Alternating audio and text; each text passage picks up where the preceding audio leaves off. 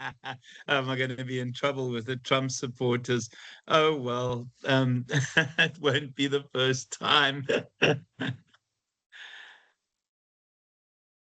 Well, that's Spong. It's a wonderful, wonderful. Exactly, Bianca. Exactly. Which one were you concerned of it being AI, Tariq? I hope none of them was, because I know the Prince Charles one is real. I know the Pope one is real. The Pope has a real dislike for Vance and him. So which one were you concerned about being the king? I thought no, the king one I had seen live. I had seen it somewhere.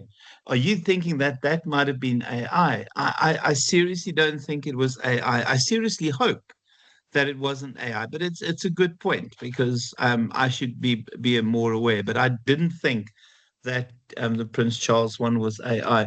Anyone on the AI stuff? Oh my gosh, were the comments saying it's AI? Because I had seen it somewhere else. Also looked a bit warped.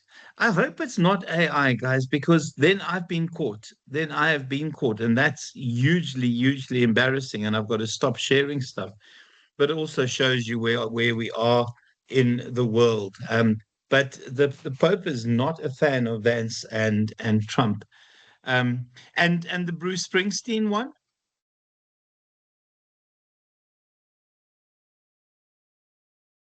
Most of you wouldn't even know who Bruce Springsteen is. I've just realized that it's beyond your generation. It is poetic. I mean, but he is a musician. He is an artist, and he's been around for a very, very long time. And yeah, it is beautifully put. Oh gosh, I so hope that it's not AI. Well, that's exactly it, Tsepang. It is the lack of human quality and the anomalies that we see in terms of leadership. My students were talking about my second years. We did leadership with them today, and it was interesting to listen to their views on leadership. And I had asked the question, if you could make a list of great leaders, who would it be? And it took them a while to arrive at Mandela. And then it took them another while to arrive at Gandhi. But it didn't stretch beyond that. They couldn't think of anyone in the modern era that fit the term and the definition of leadership. And I think we have got this crisis of leadership, and we're in a very, very strange place in the world when we have a crisis of leadership. Because who do you turn to if if you don't turn to your leaders?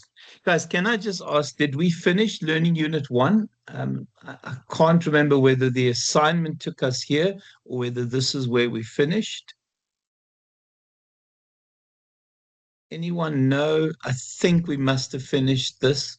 Yeah, it is in fact the last slide. So I'm a complete and utter, you know what. Right, let's start with the second one, the second learning unit.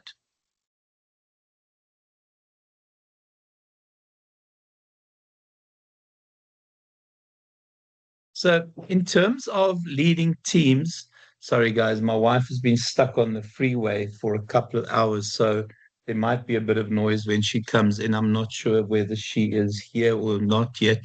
There's a massive, massive accident by a Liberty Mall.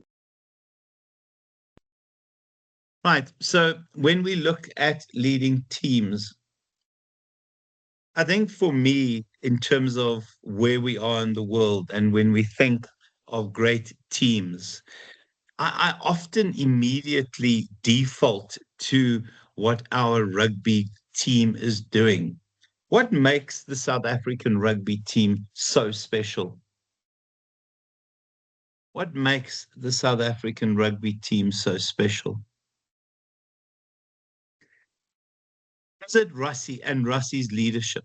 Because that man has been described by everyone as a genius, as a genius in terms of the game, in terms of innovation, and also as a leader. And he's not a soft such leader, but he has so much so many humane qualities in him, and his ability to get the most out of people is insane.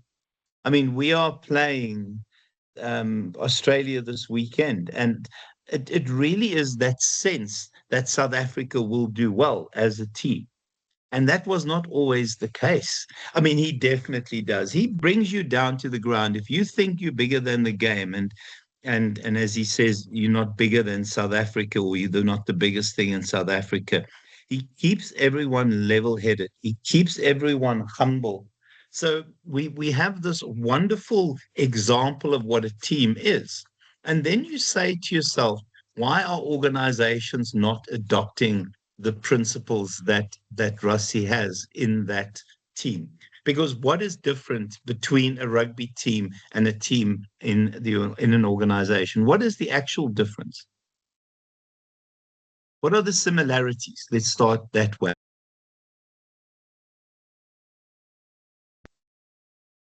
How is a rugby team the same as a team in an organization?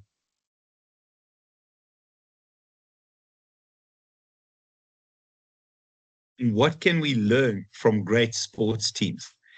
I mean, shared goals, trust, 100%, guys. I mean, the trust thing is so important. I always find it interesting when we use the term trust, but so many people can use the term trust but cannot define trust. Bianca, what is trust? How do you define the term trust?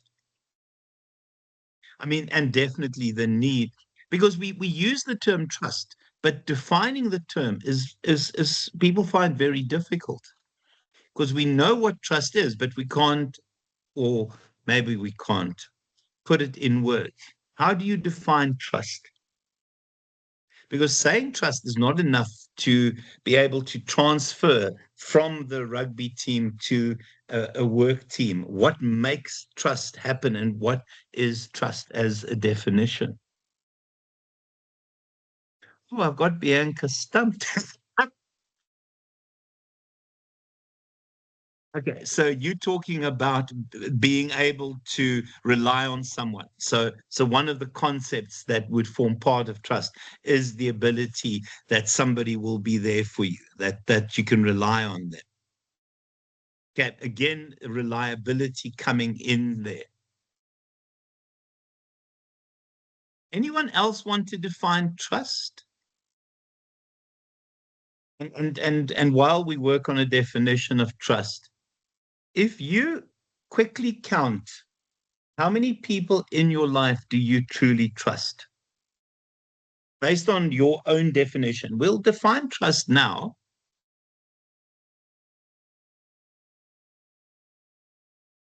How many people do you actually trust?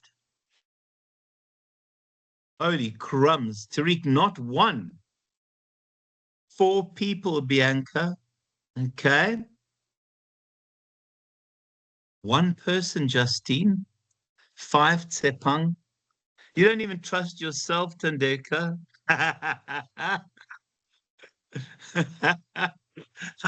Vila trusts themselves. One, three.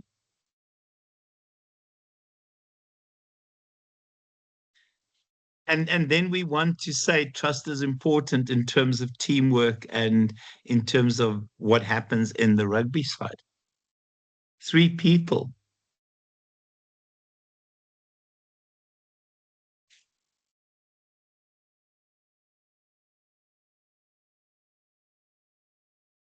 So if trust is important, we can come up with less people we trust that mean one hand.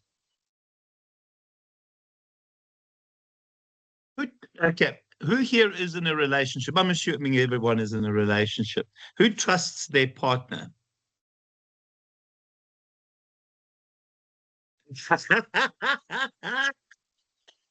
Thank you for that, Bianca. My trust is for sale as well. So,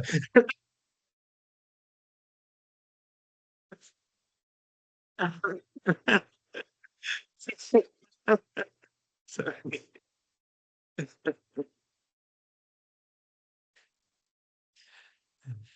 I'm quickly just typing the book, the definition, and I'm not finding it somewhere. It's in my head, but I would rather just type it out because I'm going to mess it up trying to define it.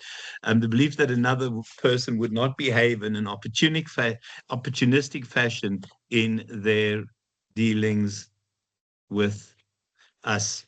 So there is a theoretical definition of trust. It is the belief that if you share whatever, if it's information, if you share your heart, your emotions, that another person will not take advantage of it.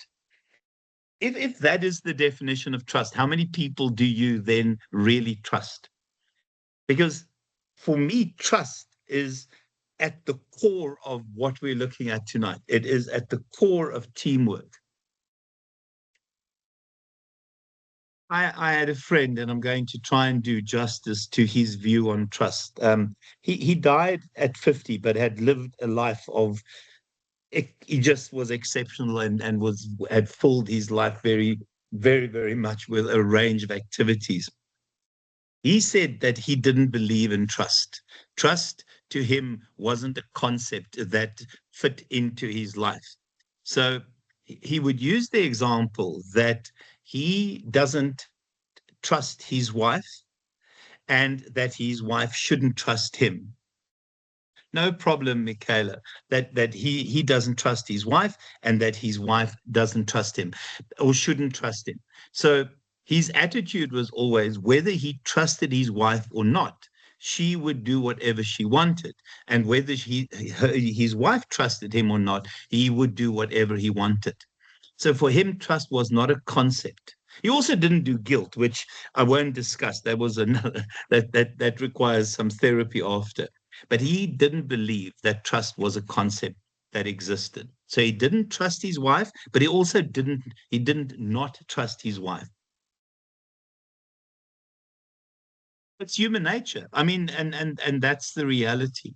So when we look at teams and groups, and again, tying it back to our rugby team, the first bit in terms of the rugby team that is important is that complementary skills. And I think when we look at not just the 15 on the field or the broader group or the broader team that will appear on the day, I mean, every single bit of work that needs to be done on the field. There are skills that are complementary there. And the essence is a hooker is essential, but will also complement what the props and other people do. So the first thing that turns a group into a team is the notion of a complementary set of skills. Sorry, those are the dog's tags with the tails wagging against the heater. Sorry about that.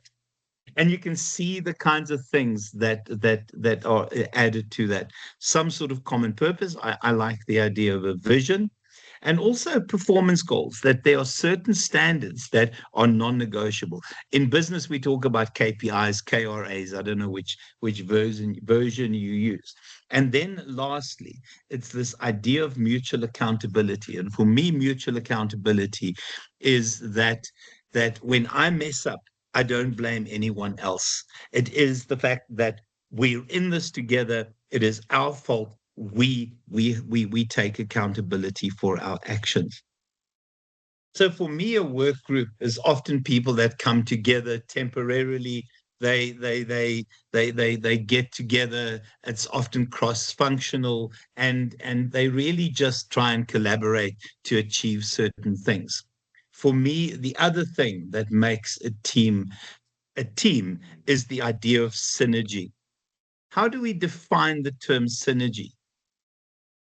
And please look at my definition of what trust is. How do we define synergy?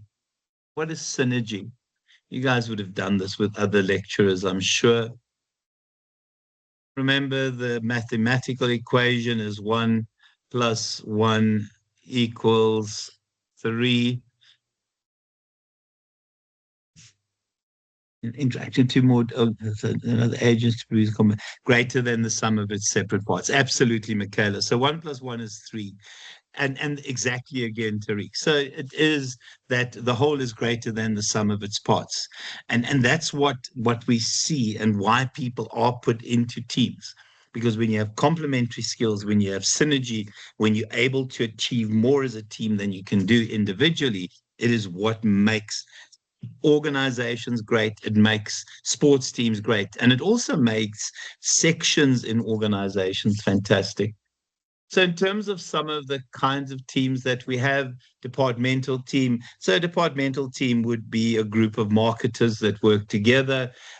These are interesting production, service, and leadership teams. So, just to go in reverse order there, leadership teams, because the world has become so complex, we see in organizations that you have teams that have complementary skills that take charge of leadership. So when we look at the rugby, it's not just Russie who's involved. You've got a forwards coach, you've got a backline coach, you've got a tactics coach, you've got a defensive coach, and that becomes your leadership team, because one person will not have that full set of skills. In particular, in a world where we have the kinds of complexities that we have now. Service teams could be something like a group internally of legal advisors that service a variety of departments, and then production teams are often people who found on the production line, and it doesn't matter the form that the production line takes. The idea of self-directed teams, does anyone here work in an organization where there are self-directed teams, who has come across the concept of self-directed teams? Who's come across the concept of self-directed teams?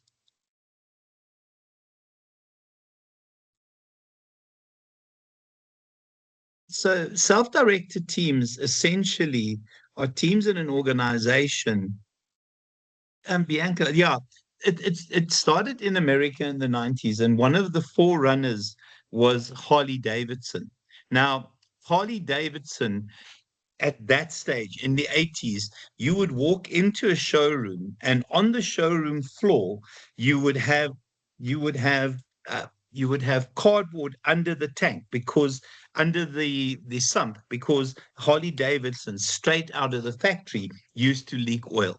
So they had a real quality problem. The other problem they had were the Japanese brands, whether they Yamaha, Suzuki, Kawasaki, Honda, or any of those. And in the 90s, they realized that they had these amazing skills in the organization, yet they were not delivering in terms of quality. So what a self-directed team does, it it essentially allows individual teams to take charge of all aspects of production. So these are teams that will identify their own goals, will measure their own outputs, will take their own corrective action. They're able to make capital budget proposals. They can hire and fire their own team members, but they take charge of the entire aspect of what it takes to perform their contribution to the organization. And it's a big shift. I mean, in terms of moving from a traditional organization to a self-directed team, they're also called mission-directed teams, is handing over what would have traditionally been the kind of areas where middle managers and first-line managers would be in charge to your team members. And it means you get rid of middle managers, and your first-line supervisors are accommodated in the team. They were interesting. Google still works along those lines. There are a number of American organizations that work along these lines. So, what happens with this kind of setup, and I'm now with this new laptop, I'm a little bit nervous that I'm not going to find everything. Hold on a second. Okay. Okay, hopefully that's appearing in front of you. But what the structure looks like when you have a self-directed team and a self-directed organization is you have an executive team, you have an executive team, you have a senior management team, And then the rest of the organization is populated by these self-directed teams. Vaughan Beals, who was the CEO of Harley Davidson in the 90s, said that the power that these teams have is damn near infinite. He described their power as damn near infinite. They take charge of the organization, they take charge of their lives at work. It takes a lot of trust from managers. It takes a lot of skills within those teams. And to just say, if you have this kind of structure, the tall, skinny structure, to transition from there to there is not a massive leap. It is a process of slow movement and empowering and changing the structure. Any comments around the self-managed team idea? That you put employees in charge of their contribution to the organization. They also control their own quality, which means you don't have people in white coats at the end of a production line walking around controlling quality. It worked in America. Exactly. So first of all, if you don't have experienced workers, if you don't have, and I don't want to say experienced workers because that's not even the right term. I think if you don't have competent workers, because I think people have a lot of experience and they're still incompetent. Why first world countries, China not here, Boyo? Why wouldn't it work here?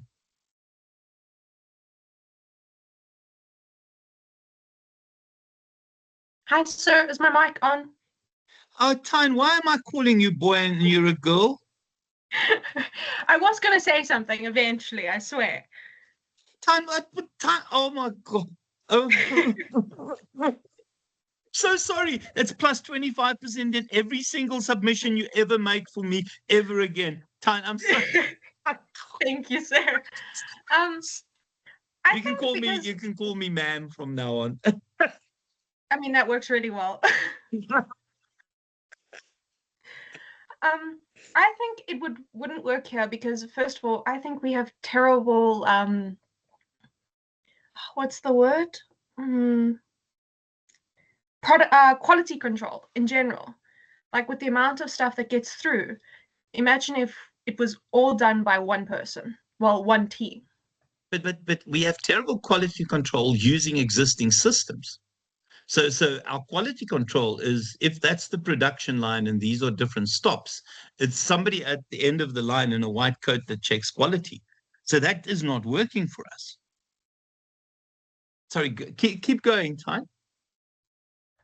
I mean, you do have a point, but at the same time, with the way our countries run, sometimes it's like big things slip through the cracks, and it does go through different divisions in general. You know, it's passed down still, but people still mess up or they miss something. Like what was that thing with the glass in the 2-minute noodles? Yeah. Like it's a massive company, but they managed to miss all of that down the line. Yeah, you see, and those were the reasons why companies transitioned to these self-directed teams, because those things were being missed. You see, if you have a self-directed team where you have highly competent people, what happens is that they build and check and do their own quality control, and there's this real sense of pride in their work. The other thing that they do is this team that builds a Harley Davidson will go to showrooms and interact with customers to understand what customers want from them and what customers appreciate and don't appreciate. And in the past, that would have been marketers. And then the marketers come back and they say, well, the customers don't like this. And the group who builds it thinking, well, what must we do? And there's misinterpretation because of broken telephones. But I know what you're saying, Tyne. And Tyne, you're sure you're not just just a girly guy, I promise I'm not, sir. I promise. I swear. Tyne, I think it's worth a grievance. You will get 25%. No, I'll take it. Trust me, I'll take it. because of inflation, it's now 30%. It's Yes, now thank you. 30%. I'm so sorry. Anyone else comment on the self-directed teams?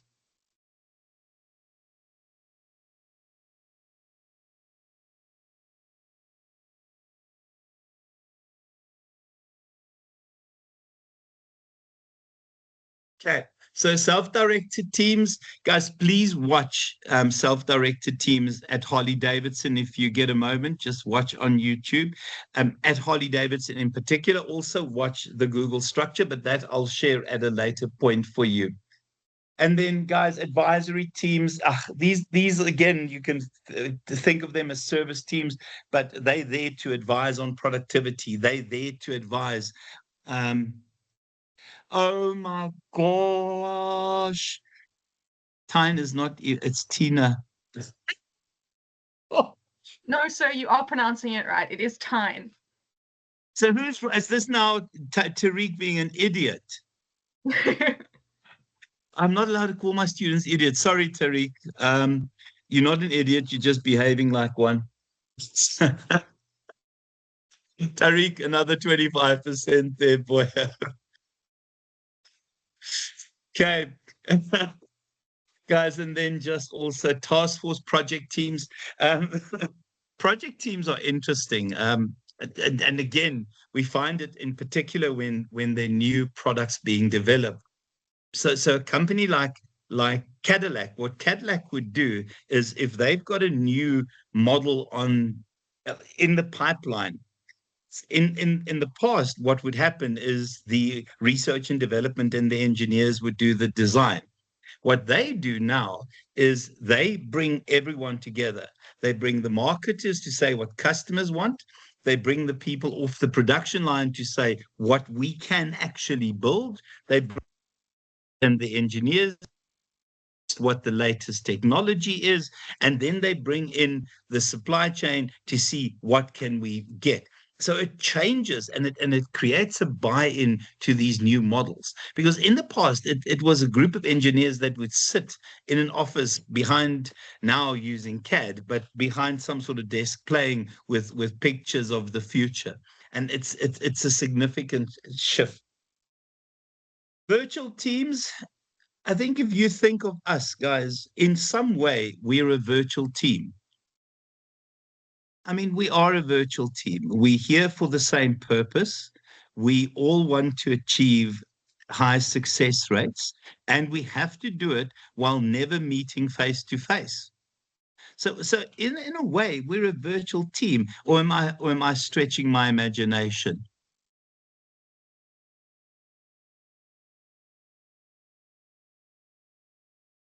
We have a single purpose.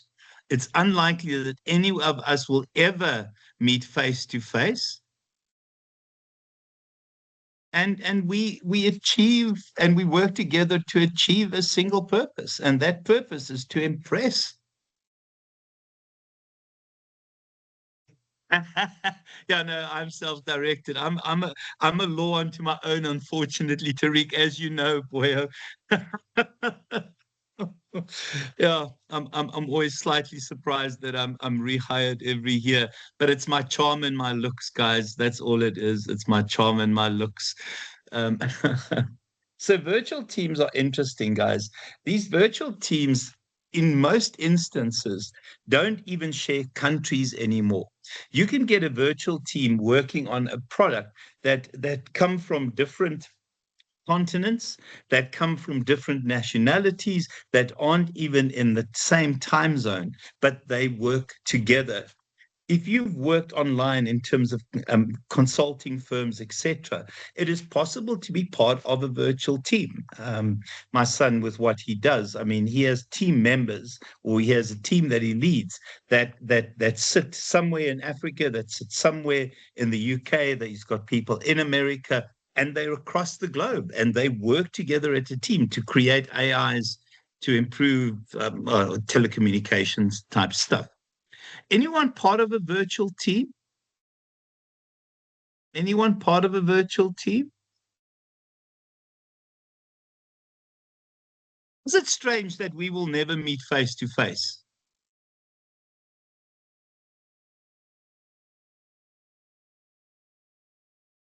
You're part of a virtual team in what? Well, when you do group assignments, you are. I mean, it's a wonderful example.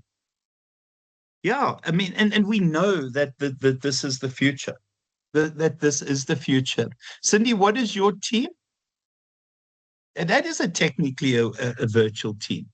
Guys, it's when you start working with people from different continents that you then, oh my word, Cindy. Yeah, okay, it makes sense. And do you ever meet people face to face?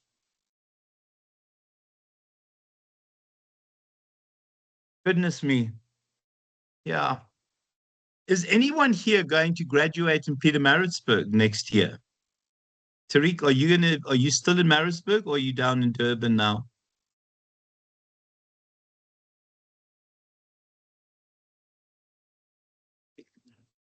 Okay, so we'll definitely see you graduate in at the Pietermaritzburg graduation.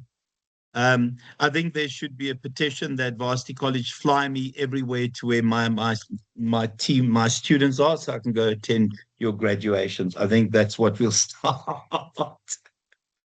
Okay, guys, and then communities of practice, and they are more communities of best practice. So these are groups of individuals that have found ways of improving, of working effectively within certain systems and other things. Yeah, absolutely, Muzamil. That essentially become these advisors because they understand systems and procedures and they've worked on improving these. Quality circles can become a community of practice as well.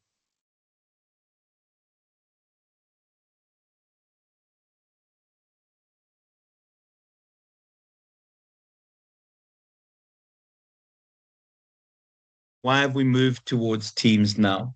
I think the world has moved on. I think the insanity that is competition in industry. I think people have realized that you need a group of individuals who are synergistically connected to make things happen. I hate when I say things like that because it sounds uh, like just platitudes. The second one, organizations are complex. Organizations have started using leadership teams because the world is so complex, because the world is so unpredictable. We spoke about, you guys would have done this before, the VUCA environment. Who knows what VUCA is? And this has been a term that's been used for a long time, but it's only really come into our textbooks recently. VUCA, remember, volatile, uncertain, ambiguous, and oh gosh, I can't remember what C is, chaotic. I love it when I write stuff down and I don't know what I'm saying. And we expect more from people. There's a faster pace of work. Guys, and then we see organizational delayering in terms of my this bit here. This is organizational delayering. Let me just start a new one. This is a really messy one.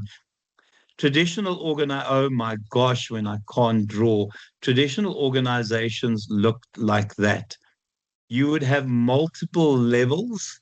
And then remember also, you would have these silos where marketing is separate from finance, is separate from operations, etc. And in terms of these kinds of structures, what would happen is that, you would have your employees report to a first line supervisor, that first line supervisor report to a supervisor, to a senior supervisor, to a super dupers, and you'd end up with layers and layers. In the 1990s, the municipality, Maritzburg municipality, and I don't know what it is now, Mzanduzi municipality, had 18 reporting levels between the lowest level worker and then, I suppose, what they call the municipal manager now. 18 reporting levels. So imagine this person here has a good idea. By the time it's got to a point where that idea and that innovation can actually be turned into something that appears on the shelf as a product or as a service, it is 18 reporting levels. Anyone else have this many reporting levels still, this tall, skinny structure? Modern organizations look like this: executive team, senior management team, and the rest of the organization, those self-directed, self-managed teams. Anyone work in this kind of environment?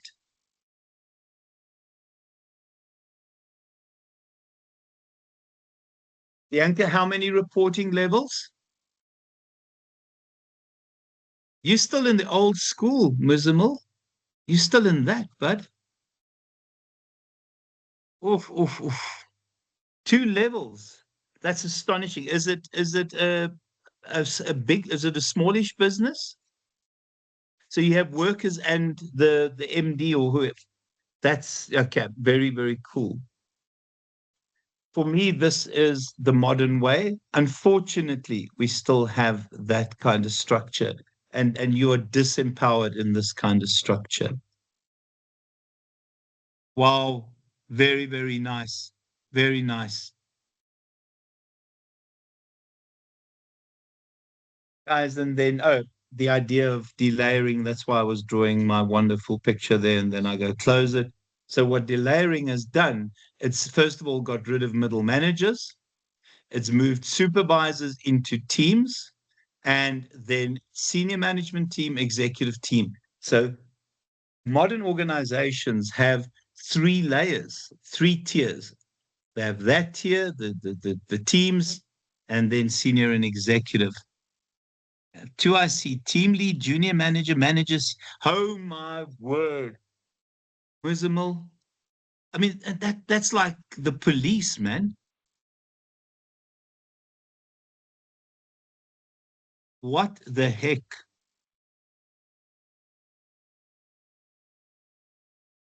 Yeah, no, it's exactly that way. And also when yeah, and when you're part of that kind of organization, your definition of career success, and I know we've discussed this previously, is how high you can climb up that ladder. And in terms of this, your definition of career success is your ability to contribute. Your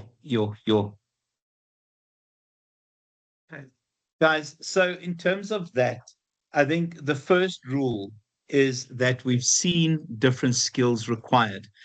Part of the problem of traditional organizations, and I'm talking from a best practice perspective, is that, and I'm so sorry, that is so messy. That is so messy. I really need to learn to do this better. If you look at your traditional organization, what would happen in a traditional organization is not only would you have your different layers, but you'd have your different functional areas.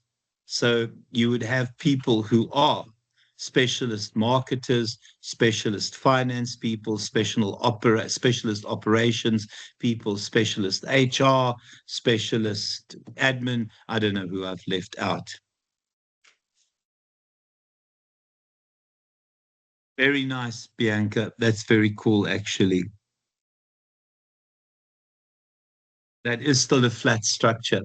So in terms of this modern approach to organizations, the different skill structure is that notion of the versatilist. Remember, we spoke about the versatilist in first semester. Who remembers the idea of a versatilist? I'm sure we discussed this in first semester.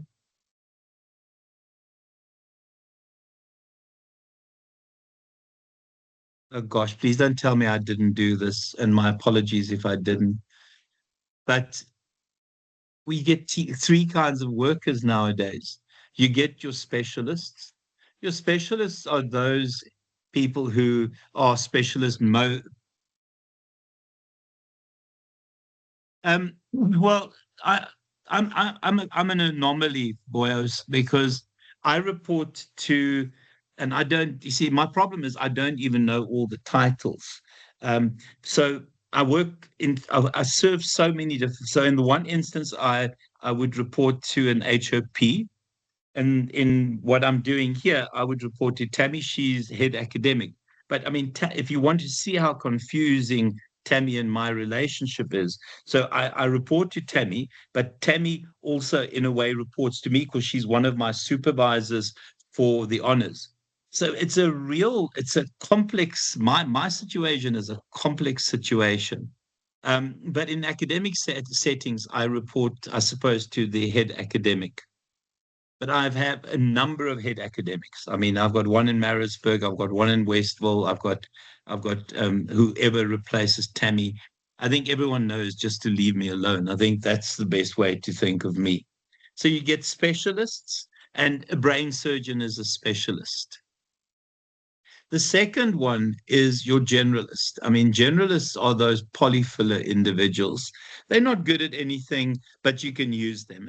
To me, it's like a facilities manager. That person can do a lot of things, but he's not a specialist at one thing.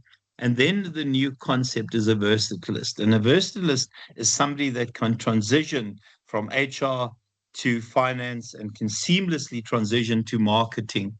So, in terms of these skill sets, is that you have a group of versatilists, individuals who are specialists, not just in one area, but in a range of areas. So it requires a different skills structure, and that skill structure is that of versatilists. Guys, have we discussed the concept of versatilism, of being a versatilist? The other thing that makes you a versatilist is the ability to seamlessly transition from operational work to strategic work. It's an interesting concept. It really is. And it's something that everyone should aspire to. So if you did a degree in marketing, go and study something in strategic management. If you've done a strategic management degree, go and do some finance, because you want people who have these ranges of skills and are able to transition between those. It also requires different patterns of leadership. Um, I am going to hope, and this is me at my worst when I teach, and I didn't think of this beforehand. Let me just see if I'm going to find this, and my apologies, it might take us. Report on schools 2040 and 2040. Guys, this is my life. We're now living in the future. So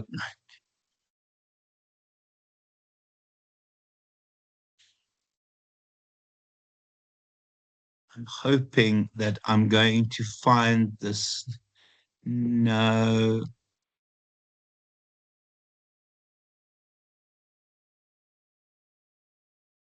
I can't find it immediately. But what was interesting is in 1940, a report was sent to the American Congress that highlighted the biggest issues, the biggest student issues. And the kinds of things that were highlighted were things like chewing gum, talking out of turn, not walking in straight lines, walking in lines between classrooms, noise in classrooms, and things like that. So the major concerns in the 1940 report was chewing gum and not walking in lines. The same report in 1990 had issues that related to violence, rape, attempted murder, drugs, etc. So in that 50 years between those two reports, the school realities had changed significantly. And I think the same with business. Business realities have changed differently. We require different leaders, guys. We require empowering leaders. The old style autocrats should be gone. And the other thing, in terms of leadership, when you're part of these self-directed teams, and I didn't mention that, is that the leadership, the role actually rotates. So let me just say that again. If you're part of a self-directed team, the leadership role is rotational. So you might be the leader for this project, but in the next project, you would be one of the team. Any comments on that idea, the different patterns of leadership? that you rotate within your group who the leader is. Guys are very quiet. I'm worried that my mic has stopped working. I think it's brilliant. I really think it's brilliant. There are times when exactly, Johnson. And remember, those areas of expertise have changed because we now are talking about people who have multiple skills. The control is within the team, Bianca. So remember, the idea of the self-directed teams is that it's self-control. So they do their own quality control, they do their own scheduling, and the control ultimately would be whoever the leader is at that point. So it requires a very different mindset.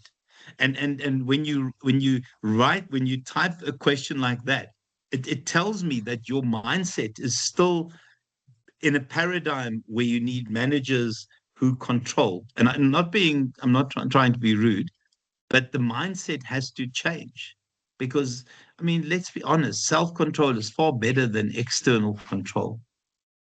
I don't know if you want to comment on that, Bianca.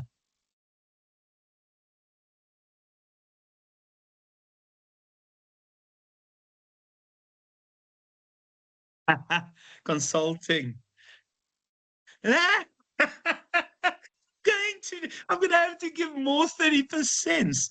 But it's a mindset change, and it's difficult because, I mean, I think the worst thing, and I'm being recorded, but the worst thing anyone who I supposedly report to, but I really don't consider myself reporting to anyone, can do is try and tell me what to do.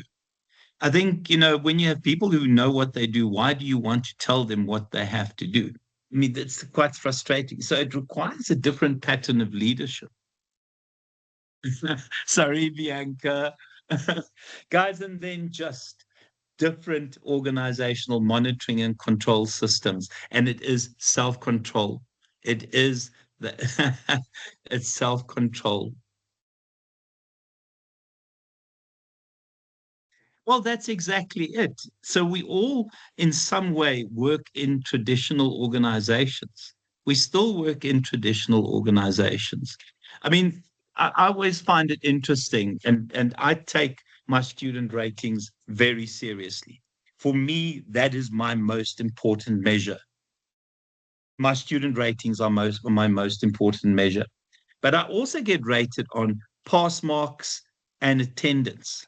And I don't believe that I can control pass marks or attendance, if that makes any sense. So some controls for me are arbitrary. But what you guys think of me, that's my most important control. So I take my student ratings very, very seriously. And I really take them to heart.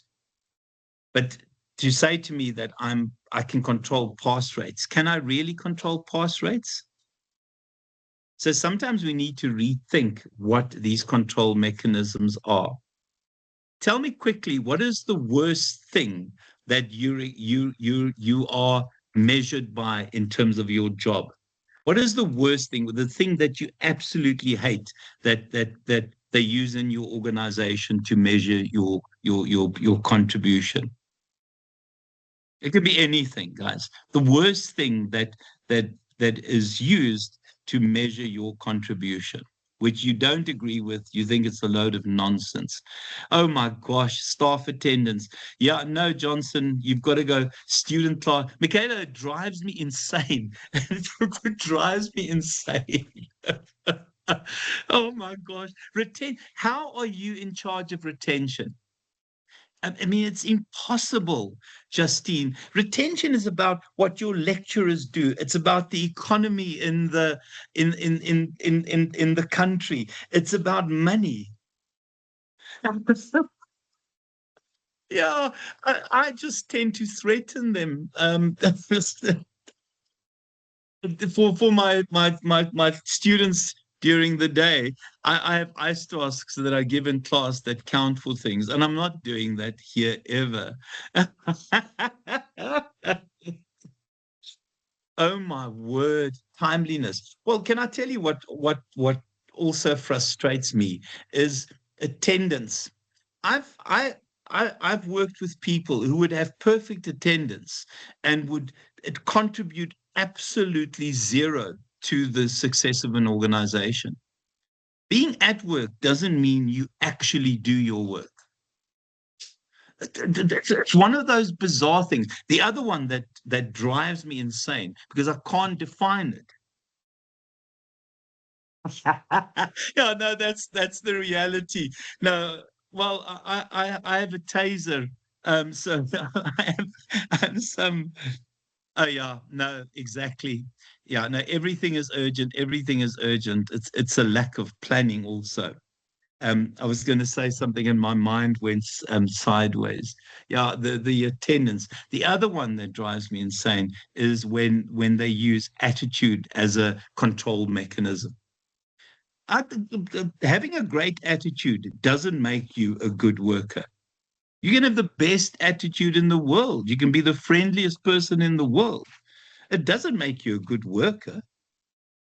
So these arbitrary used to control, I always find quite interesting. Yeah, no.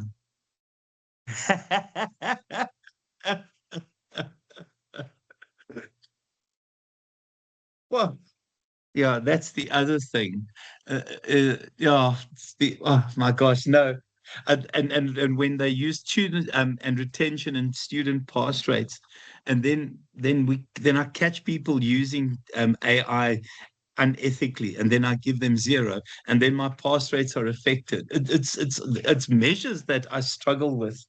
So, in terms of team leadership, I think first of all we have to realize that we still have leaders that create an environment, and I'm stealing Cindy's definition from last week, where your job is to create an environment where people can be fantastic, where people can actually make a real and meaningful contribution.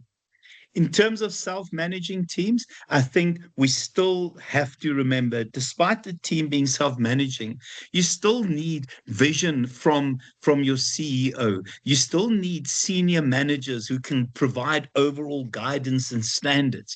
Oh, you guys would have done it. It's the so-called chaotic structure. They call it a chaotic structure. So it's that mix between chaos and order. So you still have guidance. Is that what they say? It's an 83% pass rate. Yeah, it's pressure that puts on me. 83% pass rate. Mind you, can I just say, I worked at UKZN, and if your pass rate was below 67%, you had to write a report.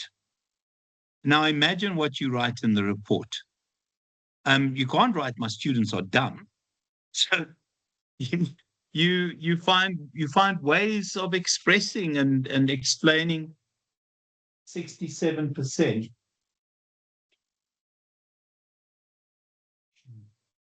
Guys, so in terms of the team performance, I think the things that we need to remember is that it's this combining actions into a collective whole. Watch on Saturday. Watch on Saturday when South Africa plays. And I hope we have a good game and it's not a disaster. Watch when Formula One returns, what a team can do when you look at McLaren, where everyone understands their role perfectly and where everyone contributes, because we can learn a lot from that.